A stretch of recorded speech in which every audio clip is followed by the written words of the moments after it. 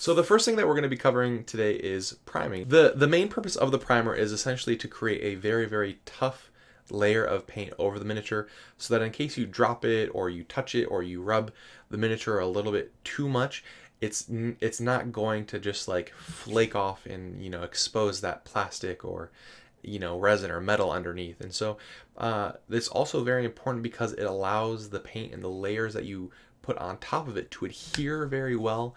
And it's the fourth and main reason why I found time and time again why priming is extremely important is that it allows us to gain an initial impression of what the light is going to look like. And we're going to talk about how to do that here in just a few moments. So what are the tools or the means of which that we can prime? So if you are a absolute beginner, probably the first thing that you are going to go to are spray cans, right? And so you can use a variety of spray cans, and a variety of companies sell spray cans. Everybody from Games Workshop to Tamiya to Army Painter and P3, they all sell really fantastic spray can primers. Now, you can also get some really excellent primers from your local hardware store or local paint store that aren't necessarily for miniatures specifically, but they're going to have the exact same effect as these miniature paint. You might save a little bit of money, but it's not going to have that miniature company label on it kind of thing. So that's kind of stuff that I like using because it saves me a few bucks. Okay, so the second main way that you can prime a miniature is, of course, with an airbrush. Now, airbrush priming is a little bit more involved, of course, because we have to get an airbrush and a tank. What airbrush and tank to get are a topic for a whole other video, but I still want to show you the benefits of priming with an airbrush because it has a ton of benefits that we will go over when we are hands-on with that. So with all that being said, we're going to go ahead and take a quick pause, and we're going to head over to the desk, and I'm going to show you those methods of priming. So we'll see you in just a second. Hey there, Pirate Crew. So we are going to start to dive into how to spray with a spray can. Here I have some Tamiya Fine Surface Primer. This is the light gray stuff. And then here I also have our handy dandy friend, the Space Marine. So I want to show you kind of a couple of general techniques and things that we're going to do. So the first thing is that I like to hold my miniatures when I'm priming them with a spray can at arm's reach. So that being, essentially as far away as I can stretch. We're not going to be like straining away or anything like that, but just kind of like a comfortable arm's reach away. Then we have our spray can that we've shaken up according to the manufacturer's instructions. We're going to hold this about at our elbow right here, at this joint. And so from here, we're going to do very light bursts of paint. We're just going to go spray, rotate it, spray, rotate it again, spray. And so we're just going to continue to do that until we get all the way around. Then we're going to angle him down and do the same thing. We're hitting it with bursts until we get all of those. And then we're going to hit it from the top a few times. That's how I prime things. If I have a group of miniatures that I'm wanting to paint with a rattle can like this, essentially I'm going to line them all up in a very even amount of space and kind of get that same type of distance away. It's about it would be almost like 2 feet, I want to say, maybe a little bit less, maybe something more like 18 inches. And then I'm going to repeat that process, and it just gets a very nice and very even coverage. Now, let's say that this rattle can is white and we want to do a zenithal priming. Essentially what we're going to do is we're going to hold the model so that it's angled up toward us so that we can see the top of the model. And kind of like if we're looking at the square, right? The square is directly facing us, and then we're going to angle it just a little bit, just like that. And we're going to spray it when it looks like that. And what that's going to do is that's going to give us a very nice initial set of highlights over which to work with what we're going to go over in the next video, which is our base coats. So that really is priming with a rattle can in a nutshell. Alright, you guys, so here we have a can of black spray paint. This is Krylon Color Master. I picked it up from my local Walmart. And what we're going to be doing is we are going to be priming this model here in front of you with this in the same method that I just described. I wanted to show you up close what it looked like because I felt like it was important to show you kind of the how I actually hold and manipulate the model, but I also want you guys to actually see up close what it looks like because of course that's the goal of these videos, is to kind of give you that up close detail about what it should look like. You're going to go ahead and go for it.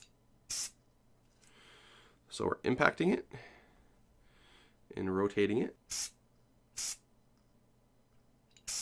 and it doesn't take a lot.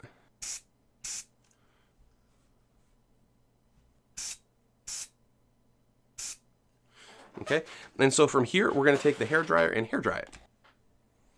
Okay, guys, so for this next part, you can see here I'm wearing a glove.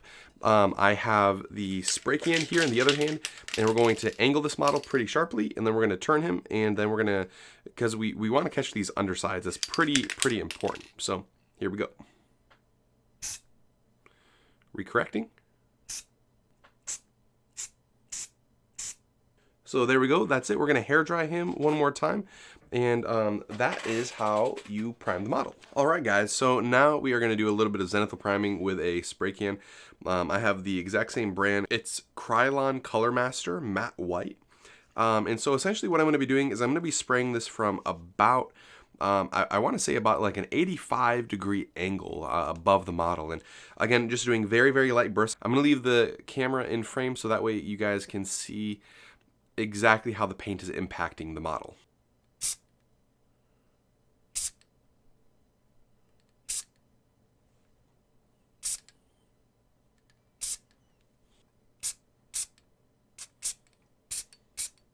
Okay, and so now you guys can see we have a very nice priming. All of the detail is left. It's a very nice, single direction priming, and I personally, this would be fantastic for me to start to work on, even if I was doing, really any kind of piece, whether it's gaming, high tabletop, even up to display. I've painted models in this way.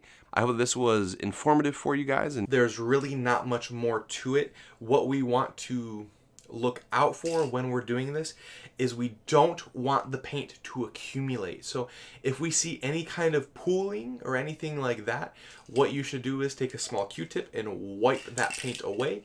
It might kind of scuff the surface a little bit, but let it dry. You can even use a hair dryer to dry it. And then at that point, you can continue to prime your model. That really is priming with a rattle can. There's not much more to say about it, to be completely honest. So we're going to hop over and I'm going to show you how to do the exact same thing, but this time, just for those that have an airbrush who would like to know, some little tips and tricks on how to prime with that. So we'll see you guys in just a second.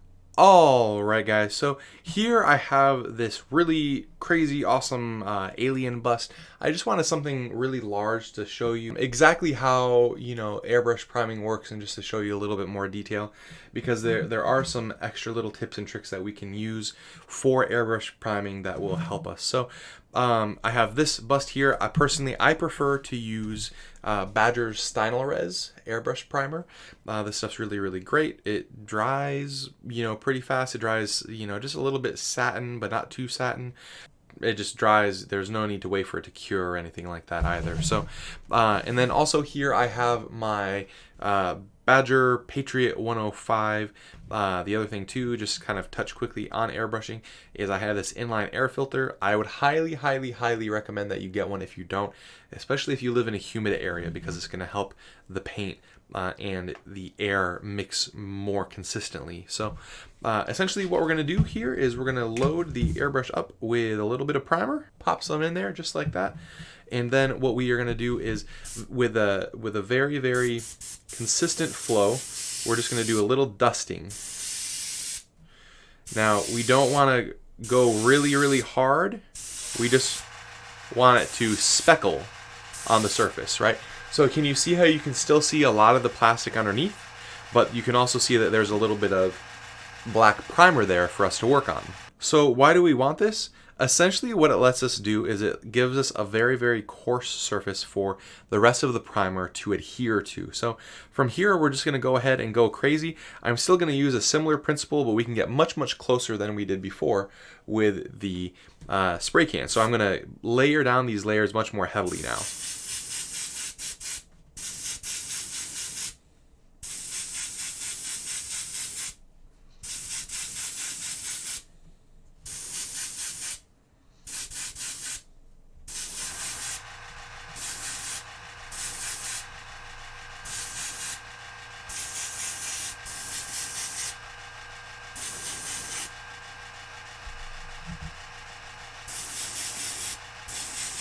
Okay, so as you can see now, the model is almost entirely covered, and this is kind of the point that we would have to stop with a rattle can because we would risk getting too much paint onto the model. But with an airbrush, we can get in much more detailed, and we can really, really hit those details without destroying any of the detail. Another question that you guys may have is, what PSI should I spray at? Now, for me personally, when I am priming, I will spray anywhere from 30 to 40, and that's because I really want to be able to push that primer out without thinning the primer down right out of the bottle.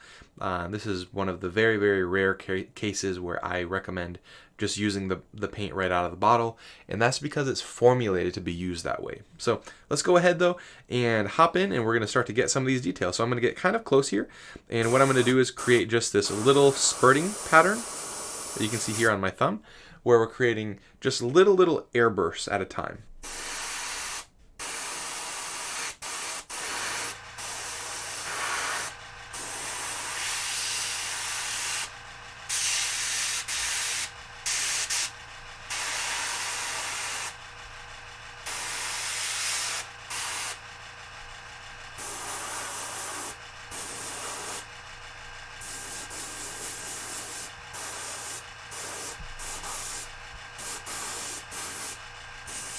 So here is the completed bust.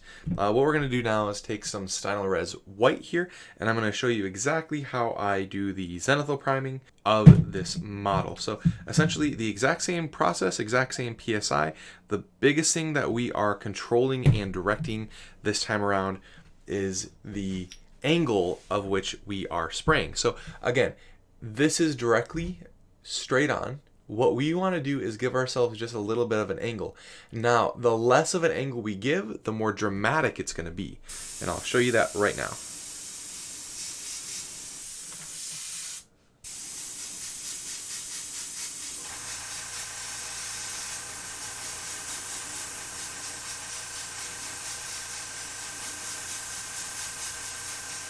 There we go. That is the completely primed alien bust. And so hopefully you guys could see how I was using that very, very upward angle to come down and to hit these places with light, and essentially how it gives us a lot of those highlights and shadows, and it helps us define those shapes very, very well. So with that being said, that really concludes this video. So I want to thank Badger Airbrushes for their awesome airbrushes and paints and everything, for being an amazing sponsor, and then also to you guys for the support. And you know, if you guys are enjoying these Pirate Monkey Basics videos, don't forget that you can head over to Patreon and support me for as little as $1 a month.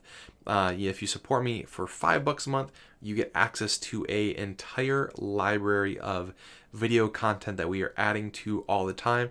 And currently we have over 30 hours of tutorial content for you to watch and learn from.